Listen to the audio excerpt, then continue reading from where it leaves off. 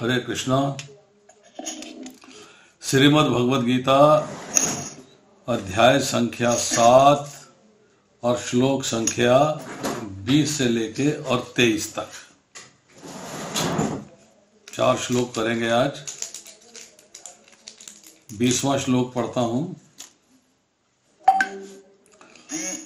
कामयते तहे हित ज्ञाना प्रपद्यन्ते अन्य देवता तम तम नियमम आस्थाय प्रकृत्या नीता स्वया।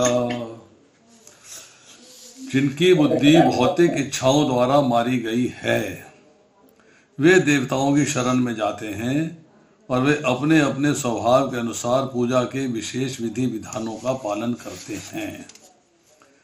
जिनकी बुद्धि भौतिक इच्छाओं के द्वारा मारी गई है।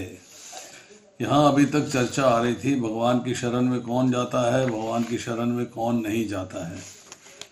इसके बाद जो है भगवान ने कहा कि जो भगवान की महत्ता को समझकर भगवान की शरण लेते हैं ऐसे भक्तों का वर्णन तो 16वें से लेकर 19वें श्लोक तक करने के बाद अब जो 3 श्लोक हैं इनमें जो है भगवान वर्णन करते हैं कि जो मेरी शरण में नहीं आते पर देवताओं की शरण में जाते हैं उनकी क्या पोजीशन है, उनके बारे में चर्चा करते हैं।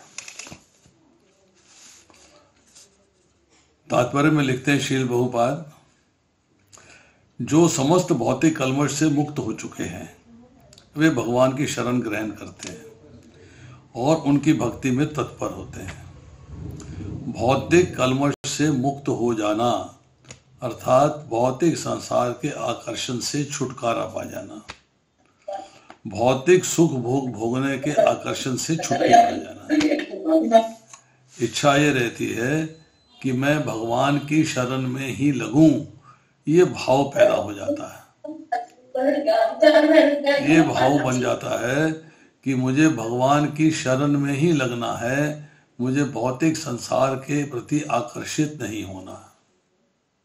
इतनी बात समझ में आ गई। जब भौतिक संसार का आकर्षण समाप्त होता है तो हृदय का शुद्धिकरण होना शुरू हो जाता है। अब आप शुद्ध हृदय से सोच पाते हो कि क्या करणीय है और क्या अकरणीय है, क्या कर्तव्य है, क्या अकर्तव्य है, क्या सही है, क्या गलत है, क्या सार है, क्या निसार है। सबका आपको जो है पता लग जाता है कि मेरे को कौन से मार्ग पे चलना है और मुझे क्या करना है। अब वो भगवान की शरण में चले जाते हैं। जब तक भौतिक कलमश धुल नहीं जाता तब तक स्वभावतः अभक्त रहते हैं। जब भौतिक कलमश भौतिक संसार से आकर्षण है तब तक वो अभक्त रहेंगे। किंतु जो भौतिक इच्छाओं के होते हुए भी भगवान की ओर उन्मुख होते हैं वे बहिरंगा प्रकृति द्वारा आकृष्ट नहीं होते। बहुत इंपॉर्टेंट लाइन है। किंतु जो भौतिक इच्छाओं के होते हुए भी आप में अभी जो है भौतिक इच्छाएं हैं पर भगवान की ओर आपका आकर्षण होना शुरू हो गया, बिगिनिंग हो गई है, तो ये लोग जो हैं, ये जो भगवान की बहिरंगा प्रकृति है, दुर्गा देवी जो हैं, उसके आशीर्वाद के अंडर उसका जो है आपके ऊपर ब्लेसिंग्स रहती हैं, तो आप जो है भौतिक प्रकृति की ओर ज्यादा आकृष्ट नहीं होते, क्योंकि वे सही उद्देश्य की ओर अग्रसर होते हैं। चूंकि वे सही उद्देश्य की ओर अग्रसर होते हैं अतः वे शीघ्र ही सारी भौतिक कामइच्छाओं से मुक्त हो जाते हैं, क्योंकि उन्हें अभी अपना उद्देश्य पता लग गया। भौतिक संसार के प्रति आकर्षित ना होकर भगवान के प्रति आकर्षित होता है तो वो कामनाओं से आस्ता आस्ता आस्ता आस्ता मुक्त होते चले जाते हैं, इस संसार को अंदर रह के भोगने की कामना से।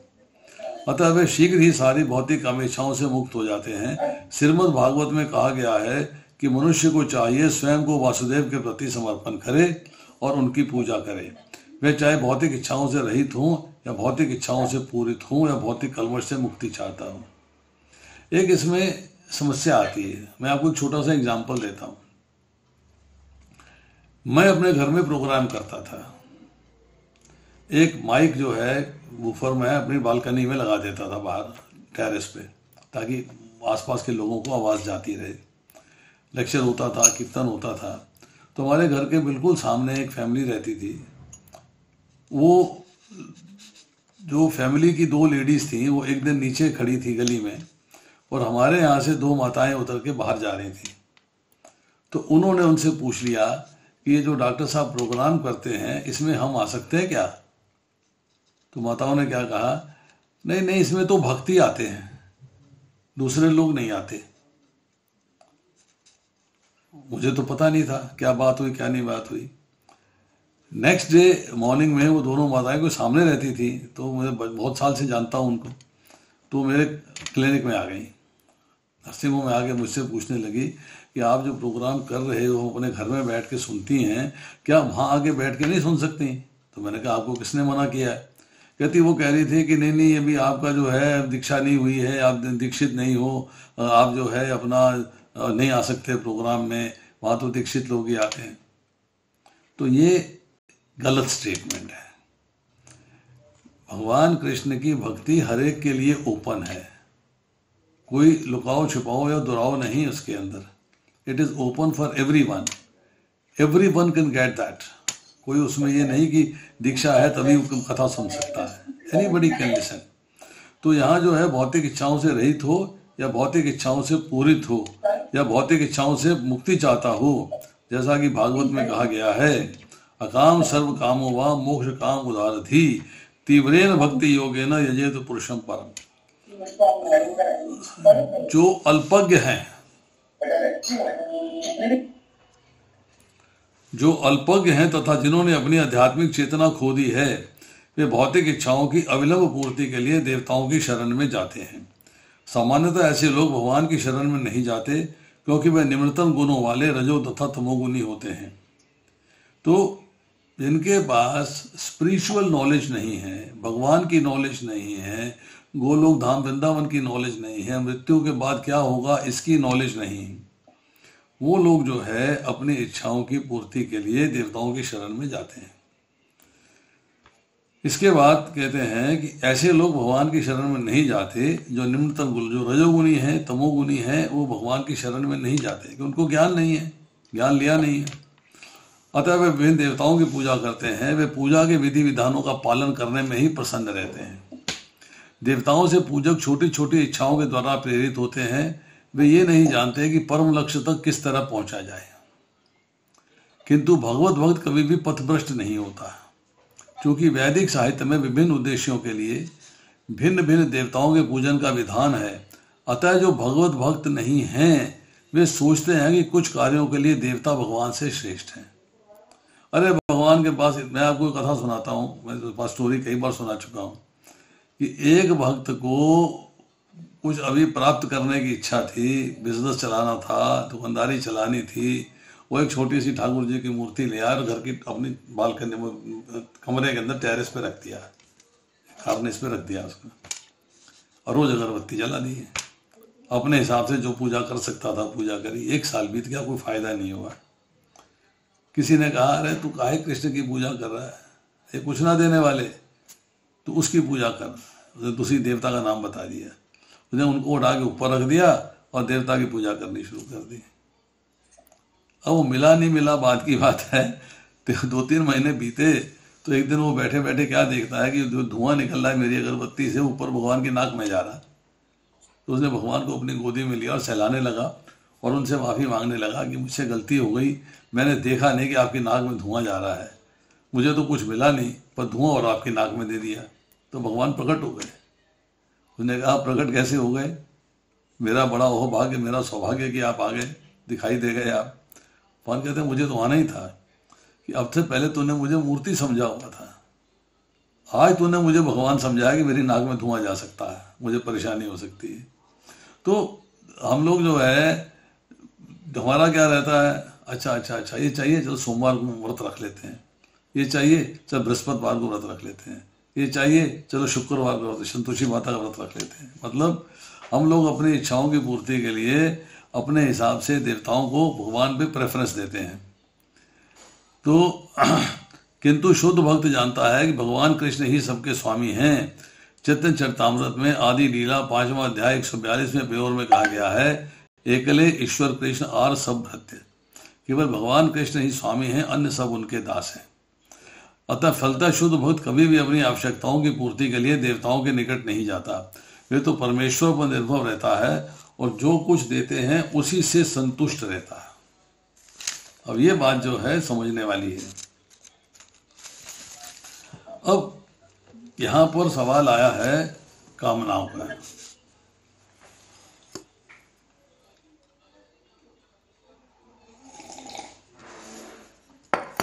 यहां पर प्रश्न जो है कामनाओं का आया है कि इस लोक में और परलोक में भोगों की कामना से आकर्षित हैं। वो आकर्षित हैं कि भोग होंगे, कामना होगी तो इस लोक में भी मिलेंगे और उस लोक में भी मिलेंगे, दोनों लोक में मुझे जो है भोग भोगने हैं। अब भगवान की प्राप्ति के लिए ये शरीर मिला है जिसमें विवेक दिया है, पंडा जागृत करी है, बुद्धि दी है, आपको आर्ट ऑफ डिस्क्रिमिनेशन दिया है। पर ये लोग जो है उस आर्ट ऑफ डिस्क्रिमिनेशन का मिसयूज करके भगवान की प्राप्ति की कोशिश न करके अपनी कामनाओं की प्राप्ति पूर्ति करने की कोशिश में लगे रहते हैं। अब जब जो है कामना होती है तो कामना को हमने कई तरीके से डिवाइड कर रखा है। यहां डिवाइड करते हैं इसको दो तरीके से। एक है कि यहां पर भोग भोगना है, यहां पर धन संग्रह करना है।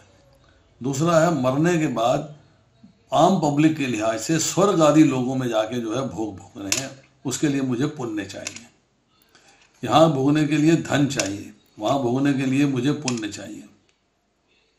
अब जब धन की होती है, धन चाहिए, मतलब धन की जो कामना है वो भी दो तरह की है।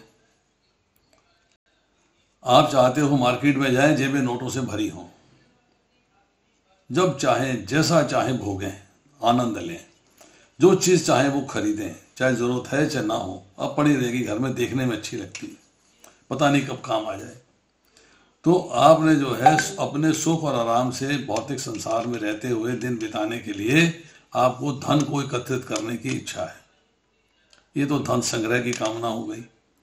अब दूसरी कामना क्या है कि मैं परलोक में जाके जो है इस धन के माध्यम से मैं सुख भोगूं। तो उसके क्या है कि मैंने दान दक्षिणा दूंगा, ज़्यादा दान दूंगा, मेरा नाम चढ़ेगा, पंखे पे नाम लिख दिया, दीवार पे नाम लिख दिया, पट्टिका लग गई, ये लग गया, वो लग गया। मतलब मैं जो है अपना पुण्य के कार्य कर रहा हूँ, मैं दान के कार्य कर रहा हूँ। धन से बड़ा बन जाऊँ, मेरा नाम हो जाए, मेरा मान हो, मेरा सम्मान हो। एक हो गई धन को भोगने की कामना कि धन को खर्च करने की कामना। दूसरे है धन के माध्यम से मान सम्मान पाने की कामना। अब दूसरा है कि आपको जो है अपने धन का अभिमान हो गया, यस मेरे पास बहुत पैसा है, बहुत पैसा है। तो उसके बाद आपने कहा मुझे पुण्य करना चाहिए। पुण्य करने की कामना भी दो तरीके की है। एक, मैं यहाँ पे पुण्यात्मा कहलाऊँ, मेरी तारीफ हो, अरे बड़ा दान दे दिया, रामलीला में दे दिया, मंदिर में दे दिया, यहाँ दे दिया, वहाँ दे दिया, बड़ा दानी आदमी है, तो मेरी यहाँ पे पुण्यात्मा कहलाऊँ। और दूसरा जो है मैं ऐसे पुण्य के कार्य करूँ कि मुझे परलोक में जाके भोग मिले, परलोक में मेरे को जो है बढ़िया पोजीशन अवेलेबल हो, जिससे मैं वहाँ पर जो है एंजॉय कर सकूँ। अब सवाल ये है कि ये कामनाएं मनुष्य के भीतर, इन कामनाओं की वजह से जब कामना की पूर्ति का उद्देश्य रहता है तब तक उसका स्वभाव नहीं सुधरता। जिस मूड में है उसी मूड में चलेगा। उसके स्वभाव में धन कमाना है, खर्च करना है, नाम कमाना है, तो उसी पे चलता रहेगा, उसमें चेंज नहीं करेगा। उसमें स्वभाव को चेंज करने की इच्छा नहीं होगी। परंतु जिस दिन उसने जो है ये उद्देश्य बना लिया कि अब मुझे भौतिक सुख भोग की कामना नहीं करनी है, मुझे भगवान की सेवा की कामना है, मतलब भौतिक सुख भोग की कामना को मिटाने का उद्देश्य बना लिया उसने, तो उस दिन जो है उसके स्वभाव में बदलाव आना शुरू हो जाएगा। अब वो भौतिक चीज़ों से आकृष्ट ना होके भगवान की ओर आकृष्ट होने लग जाएगा। अब उसको ये हो जाएगा कि भगवान के प्रति मेरा आकर्षण बढ़े, किसी तरीके से मैं भगवान की सेवा में लगूं। ये सब चीज़ें जो हैं, भौतिक कामनाएं टेम्परेरी हैं और उनका पूरे होना भी टेम्परेरी है। आपका विवेक, आपकी बुद्धि ढक जाती है, उसको कवर हो जाता है किसका? वो फैसला नहीं कर पाता है सत्य में असत्य में, नित्य में अनित्य में, सार में असार में, बंधन में मोक्ष में। तो हृत ज्ञाना अर्थात बुद्धि नष्ट हो जाती है, ज्ञान नष्ट हो जाता है, रॉन्ग अंडरस्टैंडिंग आ जाती है। सूर्य आदि देवता मेरा दुख दूर कर सकते हैं, कृष्ण नहीं, ये मन में फील आ गया। ये लोग जो है तामसिक प्रवृत्ति और राजसिक प्रवृत्ति के वशीभूत होते हैं। तो भगवान कहते हैं कि ऐसे लोग जो है मेरी शरण छोड़ के देवताओं की शरण में जाते हैं, क्योंकि उनका ज्ञान कामनाओं से ढका हुआ है। उनका ज्ञान जो है वो कामनाओं से ढका हुआ है। अब आते हैं हम श्लोक संख्या 21 में। ये याम याम तनुम भक्ता श्रद्धया अर्चितुम इच्छति तस्य तस्य अचलाम श्रद्धाम ताम विद्धामि अहम। मैं प्रत्येक जीव के हृदय में परमात्मा स्वरूप में स्थित हूँ। जैसे ही कोई किसी देवता की पूजा करने की इच्छा करता है, मैं उसकी श्रद्धा को स्थिर कर देता हूँ, जिससे वह उसी विशेष देवता की भक्ति कर सके। ये बहुत इम्पोर्टेंट श्लोक है, ये समझने के पॉइंट ऑफ व्यू से। भगवान क्या कहते हैं? मैं प्रत्येक जीव के हृदय में परमात्मा स्वरूप में स्थित हूँ। भगवान प्रत्येक जीव के हृदय में हैं। यही बात 6 अध्याय के 31वें श्लोक में कही, 13वें अध्याय के 23वें श्लोक में, 15वें अध्याय के 15वें श्लोक में, 18वें अध्याय के 61वें श्लोक में, 5वें अध्याय के 29वें श्लोक में और 13वें अध्याय के 18वें श्लोक में। जगह जगह भगवान ने कहा है कि मैं हृदय में विराजमान हूँ। अब कहते हैं कि अब व्यक्ति की इच्छा जो है वो किसी देवता की भक्ति करने की हो गई। देवता की भक्ति करने की इच्छा हो गई है। वो किसी देवता का श्रद्धा पूर्वक जो है यजन भजन पूजन करना चाहता है। तो भगवान कहते हैं कि परंतु उस देवता की इतनी शक्ति नहीं है कि वो आपकी श्रद्धा अपने में फिक्स करा सके। वो शक्ति मैं फिक्स करता हूं। तो भगवान कहते हैं मनुष्य की श्रद्धा उस देवता के प्रति अचल अर्थात मैं दृढ़ कर देता हूं। मैं ये नहीं कहता कि वो दूसरों में न लगे और मेरे में लग जाए। हालांकि देवताओं की प्रति भक्ति करने से उनकी कामना के कारण उनका कल्याण नहीं होता, उनका जो मेरे धाम में आने का चांस है वो नहीं बनता।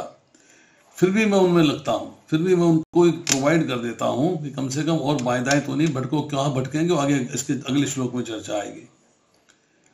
तो जो है मेरे प्रति श्रद्धा प्रेम रखते हैं, जो मेरे प्रति श्रद्धा प्रेम रखते हैं और अपना कल्याण करना चाहते हैं अर्थात जन्म मृत्यु के चक्र से छुटकारा पाना चाहते हैं और मेरे धाम आना चाहते हैं, उनकी श्रद्धा को मैं अपने में दृढ़ कर देता हूँ।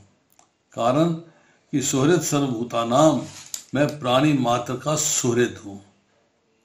शंका आती है, एक डाउट आता है इसमें कि आप सबकी श्रद्धा अपने में दृढ़ क्यों नहीं करते, आप देवता में दृढ़ क्यों कर रहे हो? तो भगवान कहते हैं कि अगर किसी ने अपनी स्वतंत्र इच्छा का इस्तेमाल करके देवता की भक्ति करनी शुरू कर दी है और मैं उसकी इच्छा देवता की भक्ति से हटा के अपनी भक्ति में लगा दूं, तो उसकी स्वतंत्रता का हनन हो जाएगा, उसकी जो इंडिपेंडेंस ऑफ विल है वो समाप्त हो जाएगी। तो फिर जो है मैं स्वार्थी हो जाऊंगा कि अपने में लगा दिया, उससे हटा दिया। वो मेरे में लगने का आग्रह करेगा तो मैं उसको जो है अपने में लगा दूंगा। अब एक शंका और होती है कि आप उनकी श्रद्धा को देवताओं के प्रति दृढ़ कर देते हैं, आपकी तो साधुता, आपकी तो सुपीरियरिटी फिक्स हो गई, सिद्ध हो गई, पर जीव तो आपसे विमुख हो गए, जीव तो आपसे विमुख हो गए, आपके सम्मुख होना चाहिए था। अब भगवान कहते हैं कि अगर मैं उनकी श्रद्धा को देवताओं से हटाकर अपने में लगाने का भाव रखूंगा तो लोगों को मेरे में अश्रद्धा हो जाएगी। देखो हम तो देवता की भक्ति करना चाहते थे, भगवान ने उनकी भक्ति हटा के अपने भक्ति में लगा दिया, तो मेरे प्रति श्रद्धा कम हो जाएगी। तो जब मैंने स्वतंत्रता दे दी है कि वो भी है और ये भी है, देवताओं की भक्ति में जाओ या मेरी भक्ति में आओ, चॉइस तुम्हारी है। तो जब मैं जो है उनके प्रति ये भाव रखूंगा कि आप given you independence of free will, तो जो लोग इंटेलिजेंट होंगे, बुद्धिमान होंगे, वो मेरे इस बर्ताव को देख के मेरी तरफ आकृष्ट हो जाएंगे और ये उनके उद्धार करने का सबसे बढ़िया तरीका है। This is the best way to get them away from this material world. तो भगवान ने कहा कि मैं स्वार्थी नहीं बनना चाहता, मैं किसी भी हालत में स्वार्थी नहीं बनना चाहता। श्रद्धा देवता में दृढ़ हो गई तो होती चली जाएगी, तो पतन चलना चाहेगा। तो इच्छा बदलने में स्वतंत्रता है, जब चाहे बदल दें। यही जो है ह्यूमन लाइफ की क्वालिटी है, इंटेलिजेंस दिया है कि जब चाहे मेरी शरण में आ सकता है, मेरी तरफ आकृष्ट हो सकता है। Choice lies with him.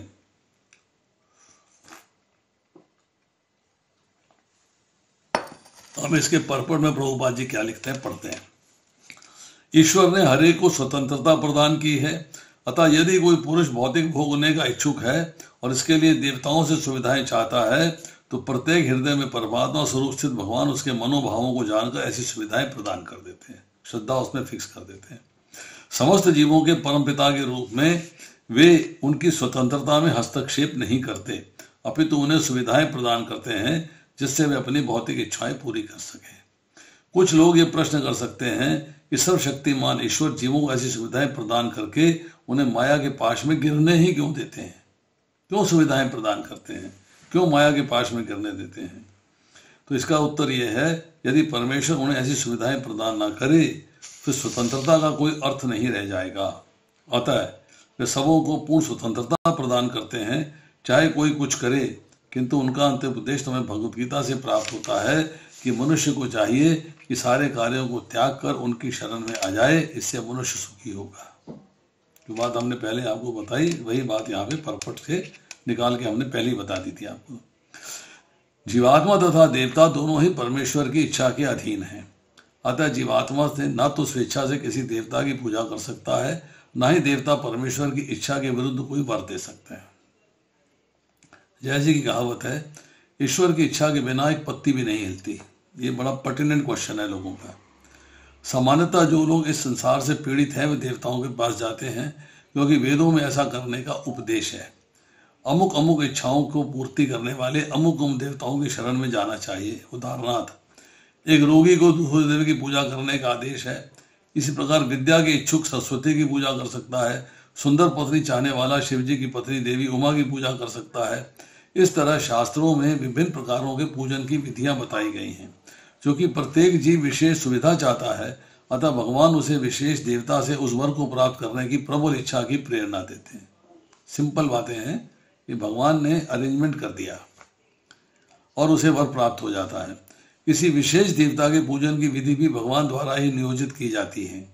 देवता जीवों में प्रेरणा नहीं दे सकते, किंतु भगवान परमात्मा है जो प्रत्येक जीवों के हृदयों में उपस्थित रहते हैं। अतः कृष्ण मनुष्य को किसी देवता के पूजन की प्रेरणा प्रदान करते हैं।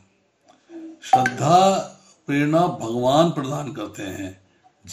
उसमें अपनी शक्ति नहीं होती कि वो जो है इसको प्राप्त कर सके, इसको ले सके।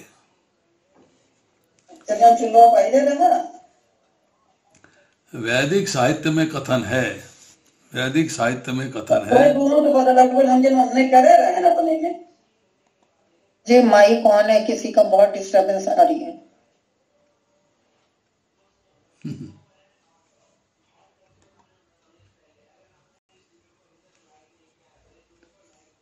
अब माता जी कोई ना समझे तो क्या किया जाए, कोई उपाय तो है नहीं। वैदिक साहित्य में कथन है कि परमात्मा रूप में भगवान देवता के हृदय में स्थित रहते हैं। अतः वह देवता के माध्यम से जीव की इच्छा को पूरी करने की व्यवस्था करते हैं। व्यवस्था श्रद्धा भगवान अरेंज कर रहे हैं, किंतु जीव तथा देवता दोनों ही परमात्मा की इच्छा पर आश्रित हैं, वो स्वतंत्र नहीं है। अब आती है श्लोक संख्या 22। सहतया श्रद्धया युक्तः तस्य आराधनम ईहते लभते च तथा कामान मया एव विवित्तान तिहतान। ऐसी श्रद्धा समन्वित देवता वह देवता विशेष की पूजा करने का यत्न करता है और अपनी इच्छा की पूर्ति करता है, किंतु वास्तविकता तो यह है कि सारे लाभ केवल मेरे द्वारा प्रदत्त हैं।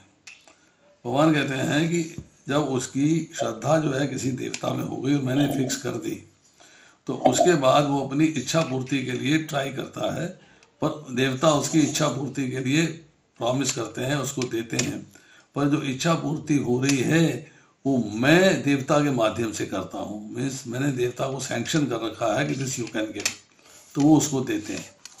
तो यहाँ जो है इसके परपट में प्रभुपाद लिखते हैं, देवतागण परमेश्वर की अनुमति के बिना अपने भक्तों को वर नहीं दे सकते। जीव भले ये भूल जाए कि प्रत्येक वस्तु परमेश्वर की संपत्ति है, किंतु देवता इसे नहीं भूलते।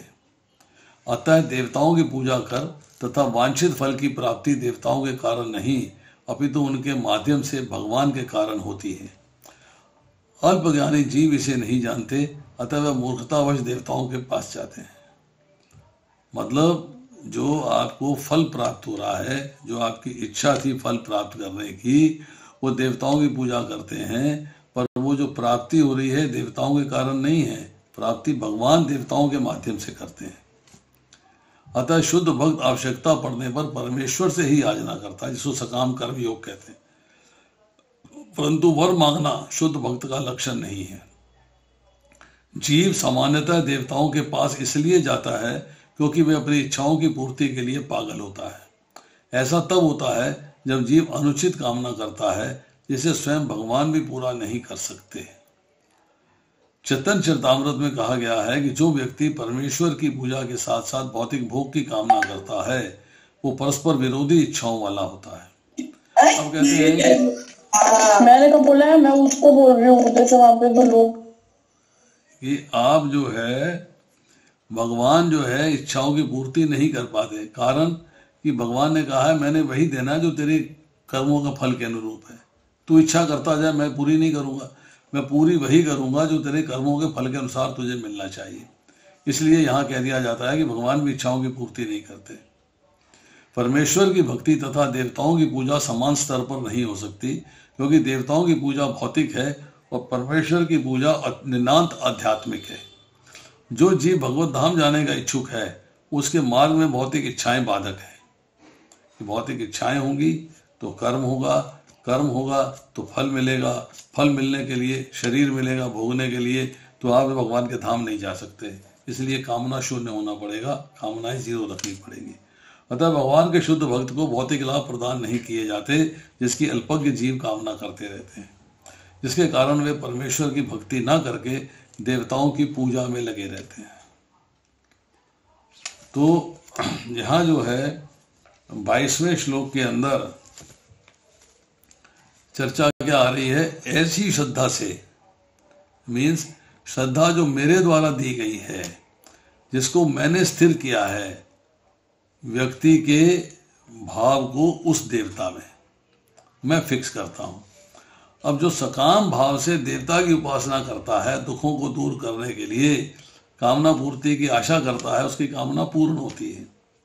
पर कामना मैं पूर्ण करता हूं, परंतु वैसे देवताओं के द्वारा पूरी करना मांगता है। देवताओं में भी मेरी ही शक्ति है, मेरे ही विधान से वे कामना पूर्ति करते हैं। देवताओं में कामना पूर्ति करने की शक्ति नहीं है, वो अपने आप नहीं कर सकते। वो शक्ति जो है मेरे द्वारा प्रदत्त है, मेरे द्वारा दी गई है। देवताओं में अधिक से अधिक कितनी शक्ति होती है कि वो अधिक से अधिक शक्ति के अनुरूप अपने उपासना करने वालों को, अपनी पूजा करने वालों को अपने अपने लोकों में ले जा सकते हैं। आप सोचें कि मैं कुबेर की पूजा करूं और कृष्ण धाम चला जाऊं, तो नहीं, कुबेर के धाम जा सकते हो, कृष्ण धाम नहीं जा सकते। परंतु अपनी उपासना का फल भोगने पर उनको वहां से लौटकर इस संसार में फिर से आना पड़ता है, फिर से लौट के आना पड़ता है, क्योंकि जन्म मृत्यु का चक्र है, वो चलता रहेगा। इसके बाद आती है श्लोक संख्या 23।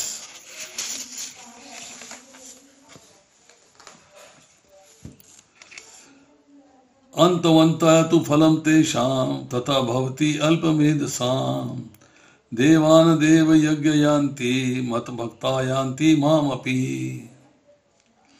अल्प बुद्धि वाले व्यक्ति देवताओं की पूजा करते हैं और उन्हें प्राप्त होने वाले फल सीमित तथा क्षणिक होते हैं। देवताओं की पूजा करने वाले देवलोक को जाते हैं, किंतु मेरे भक्त अंततः मेरे परम धाम को प्राप्त होते हैं।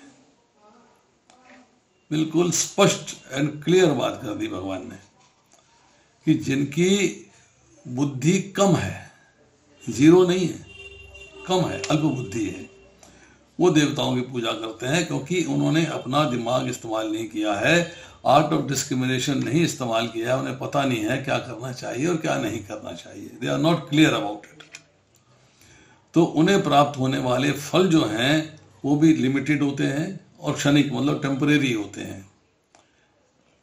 देवताओं की पूजा करने वाले देवलोक को जाते हैं, किंतु मेरे भक्त अंततः मेरे परम धाम को प्राप्त होते हैं।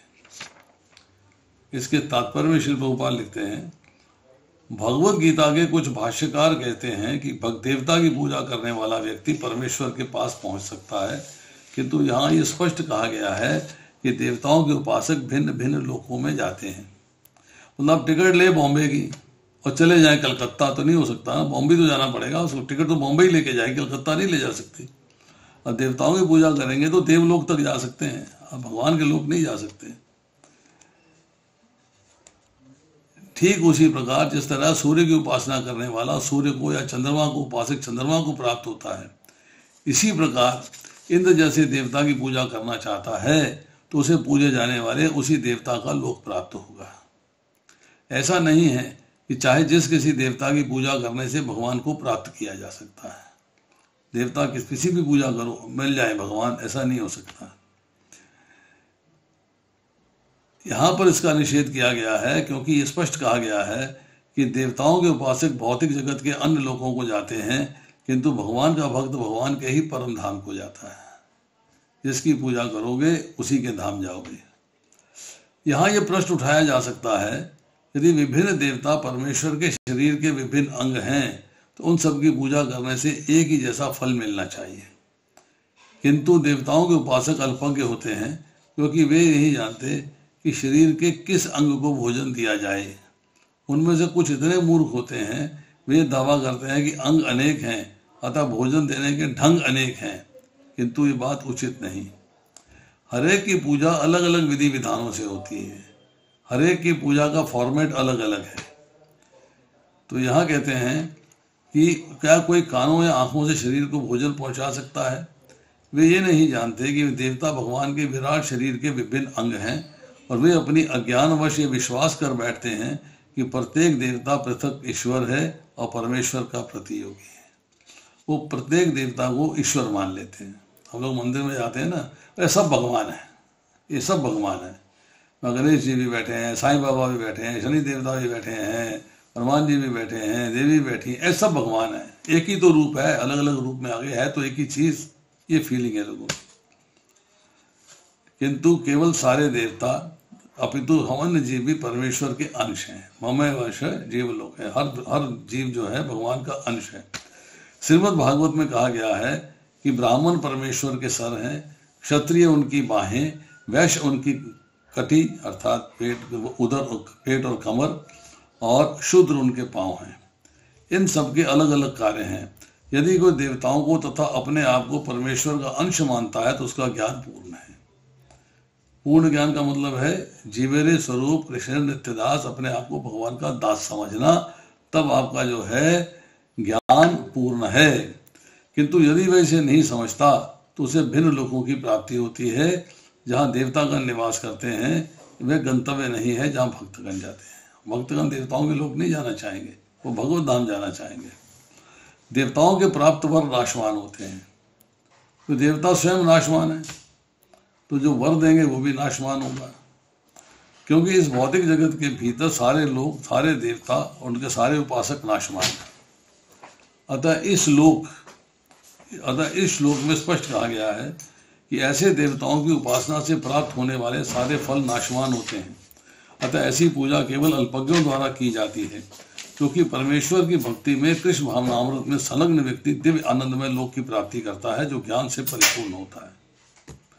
भगवान की भक्ति करेंगे, कृष्ण भावनामृत में आ जाएंगे तो आपको आनंदमय लोक अर्थात कृष्ण लोक की प्राप्ति होगी। अतः उसकी तथा देवताओं के सामान्य उपासक की उपलब्धियां भिन्न भिन्न होती हैं, पृथक पृथक होती हैं। परमेश्वर असीम है, उनका अनुग्रह भी अनंत है, भगवान की कृपा भी अनंत होती है। उनकी दया भी अनंत होती है। अतः परमेश्वर की अपनी शुद्ध भक्तों पर कृपा भी असीम होती है। असीम का मतलब कि सीधा अपने धाम ले गए, इससे ज़्यादा कोई बात है ही नहीं, इससे ज़्यादा बढ़िया कोई बात है ही नहीं। तो जो बात हुई है अल्पमेधसाम, अल्पमेधसाम का मतलब बुद्धि कम है, अल्प बुद्धि है। तो अल्प बुद्धि वाले मनुष्य को क्या मिलता है? अंत वाला, सीमित और नाशवान फल। ऐसा फल जो अंत है, जिसका एंड है, और जो सीमित है, जो लिमिटेड है। क्यों? Why it is so? Question है कि फल का विधान तो भगवान ने किया, तो ऐसा क्यों है? भगवान तो नित्य हैं, तो फल भी नित्य होना चाहिए। भगवान के भक्तों का फल अनश्वर है, भगवान के भक्तों का फल अनश्वर है। आंसर क्या है? आंसर है, एक तो आपने जो कामना करी है वो नाशवान फल की करी है, तो नाशवान ही तो मिलेगा। आपकी डिजायर जो है नाशवान फल की है, तो आपको नाशवान फल ही तो मिलेगा। दूसरा, व्यक्ति जो है, मनुष्य जो है, देवता को भगवान से स्वतंत्र मान लेता है, नाम अपराध कर बैठता है। तीसरा, देवता नाशवान हैं, तो देवताओं के भक्त जो हैं वो अविनाशी कैसे हो जाएंगे? और उपासना का फल भी अविनाशी कैसे हो जाएगा? वो भी नाशवान ही रहेगा, वो अविनाशी तो नहीं हो सकता। तो इसलिए जो है इस 23वें श्लोक में चर्चा आ गई कि भगवान के द्वारा दिया गया फल, विधान किया उन्होंने, नित्य होना चाहिए, फिर भी फल अनित्य क्यों मिलता है? ये जो प्रश्न हमने अभी किया था, तो आंसर क्या मिला था कि उसमें नाशवान पदार्थों के फल की कामना है, तो वही तो फल मिलेगा। और देवताओं को भगवान से अलग मानते हैं, इसलिए नाशवान फल मिलता है। अब जो अल्पमेधसाम है, कम बुद्धि वाले, उनको नियम अधिक धारण करने पड़ते हैं, विधियां भी अधिक करनी पड़ती हैं, और फल मिलता है वह भी सीमित और अंत वाला। विधान से यज्ञ किया, विधान से हवन किया, विधान से सारे कार्य किए, परंतु फल जो प्राप्त हुआ है वो नाशवान है। भगवान कहते हैं मेरी आराधना करने में, बड़ी अच्छी स्टेटमेंट है ये, भगवान कहते हैं मेरी आराधना करने में इतने नियमों की जरूरत नहीं है, इतनी विधियों की भी आवश्यकता नहीं है। भाव मेरे प्रति रखना है, स्मरण मेरा हर क्षण करना है, अनन्य चेता, हर क्षण मेरा स्मरण करना है, हर क्षण मेरी सेवा में लगा रहना है। और फल कैसा मिलेगा? असीम और अनंत। असीम फल मिलेगा और अनंत मिलेगी। तो जो लोग देवताओं की उपासना में लगते हैं, मेरी उपासना में नहीं लगते हैं, उनके लिए भगवान ने कहा अल्पमेधसाम, अर्थात उनकी बुद्धि अल्प है और तुच्छ है। अब जो मेरी उपासना करने वालों की भी कामनी पूर्ति हो जाती है, जो सकाम कर्म करते हैं, सकाम कर्म योग करते हैं, कामना पूर्ति का उद्देश्य लेके भगवान के पास जाते हैं, तो ऐसे लोगों को जो मेरी उपासना करते हैं उनकी कामना पूर्ति हो सकती है और मेरी प्राप्ति भी हो सकती है। वो फिर सकाम कर्म से हौले हौले हौले हौले प्रैक्टिस करते करते निष्काम कर्म के लेवल पे आ जाएंगे, फल की इच्छा रहित हो जाएंगे, आसक्ति रहित हो जाएंगे, ममता रहित हो जाएंगे। अब नियम क्या है? भक्ति का नियम की बात नहीं हो रही, संसारिक नियम की बात हो रही है, आपके लिए नियम की बात हो रही है कि भगवान का जब भजन करते हैं तो आपकी भगवान की स्मृति हर क्षण रहती है, क्योंकि आप भगवान के लिए ही कार्य कर रहे हो। जो कार्य है वो भगवान के लिए हो रहा है, तो आपको उस कार्य करने में जो है भगवान का स्मरण हर क्षण, हर पल, हर मोमेंट रहता है। तो भगवान का भजन करने वाले भगवान को प्राप्त होते हैं। इसी भाव को लेके भगवान ने कहा कि 4 प्रकार के पुण्यात्मा मेरी शरण में आते हैं, अर्थार्थी, आर्य, जिज्ञासु और ज्ञानी। और बाद में बोला मद भक्ता यान्ति माम अपि, कि जीव कैसे भी आचरण वाला क्यों ना हो, अर्थात दुराचारी से दुराचारी क्यों ना हो, है तो मेरा अंश, मैं परमपिता हूं, मेरा अंश है। उसने आसक्ति के भाव से आग्रह पूर्वक भौतिक संसार को भोगने की इच्छा से इस संसार से संबंध जोड़ लिया है। पर अगर उसी दुराचारी से दुराचारी व्यक्ति का संसार से मोह समाप्त हो जाता है और मेरे से मोह जागृत हो जाता है, मेरे प्रति सेवा में आ जाता है, तो उसे मेरी प्राप्ति हो जाएगी। ये नहीं है कि प्राप्ति नहीं होगी, उसे मेरी प्राप्ति हो जाएगी। He will get to me। आज इतना ही, शेष फिर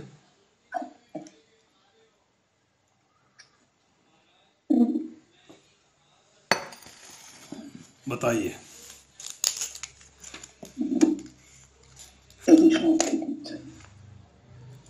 हरे कृष्णा प्रभु जी, दंडवत प्रणाम।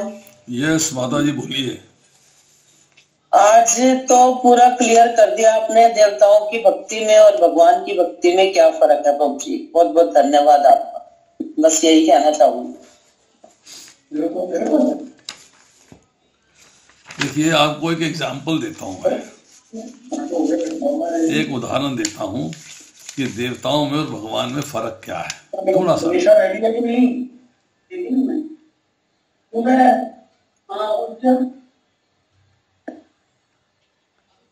यस,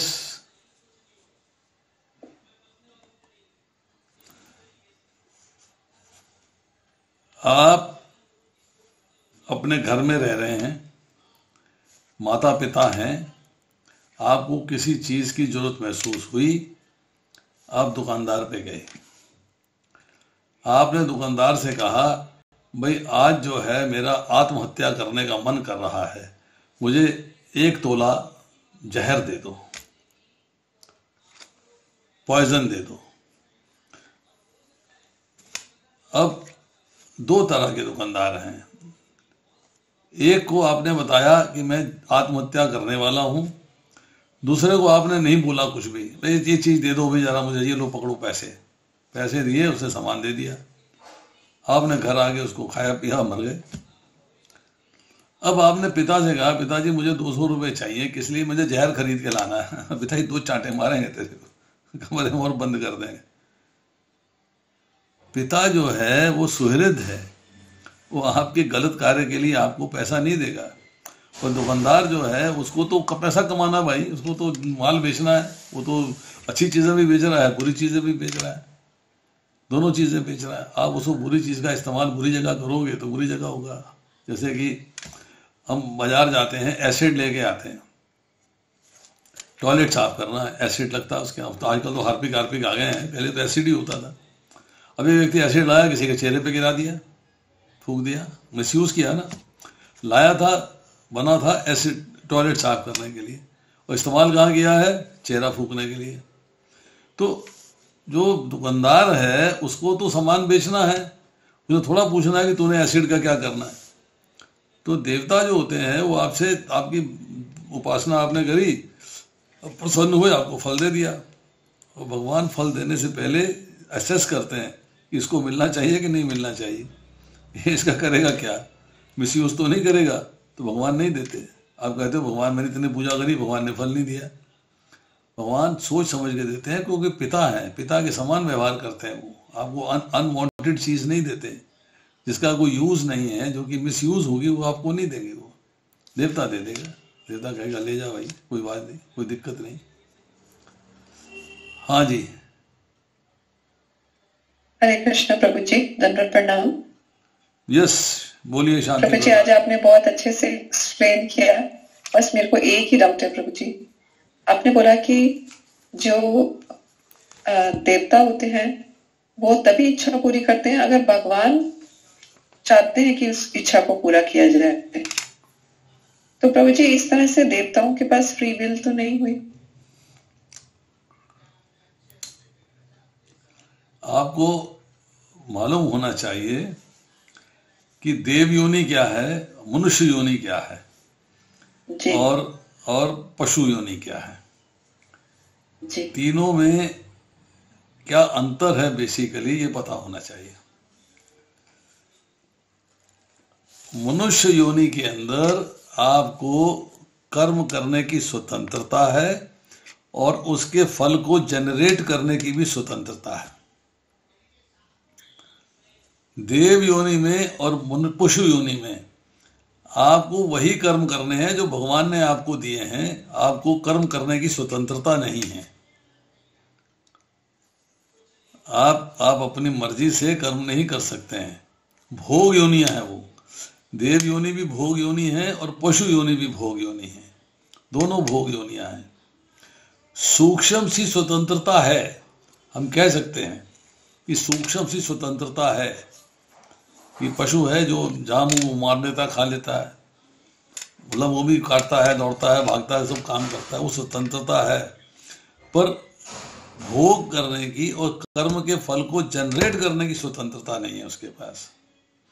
ऐसे ही जो है देवताओं के अंदर भी भगवान ने जो अलॉटमेंट कर दिया है, जो देना है, उसी को करने की स्वतंत्रता है। वो अपनी मर्जी से कर्म फल जनरेट नहीं कर सकते। ये एक बेसिक डिफरेंस है, इसको समझ लेना चाहिए। जी thank you Prabhu ji, thank you so much.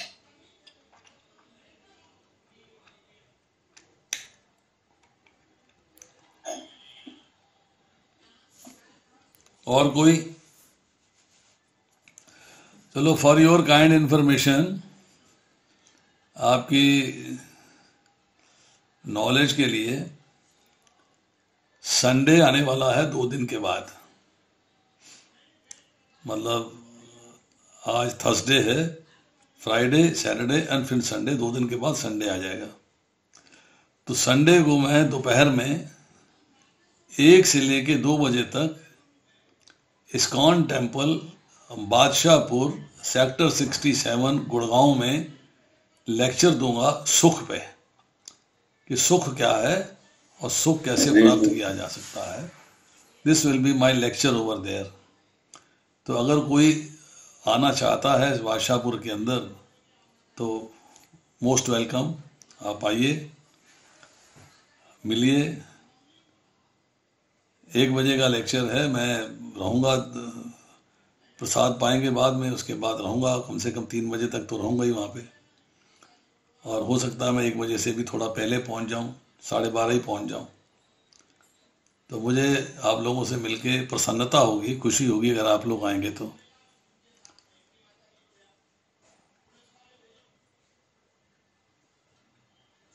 मैं आऊंगी प्रभु जी। यस प्रभु जी, मैं भी आऊंगी प्रभु जी। मैं भी आऊंगी प्रभु जी। मैं भी कोशिश करूंगी प्रभु जी, मैं भी आऊंगी। प्रभु जी मैं तो माता जी, आप तो वहीं बैठी हो, आप क्या आओगी? क्यों? मैं कहाँ बैठी? टेंपल में थोड़ा हूँ मैं। नहीं, पर आस पास तो ना, हम तो बहुत दूर है। चलो, जो जिसकी किस्मत में होगा आ जाएगा। पास हो, दूर दिल पास होना चाहिए ना।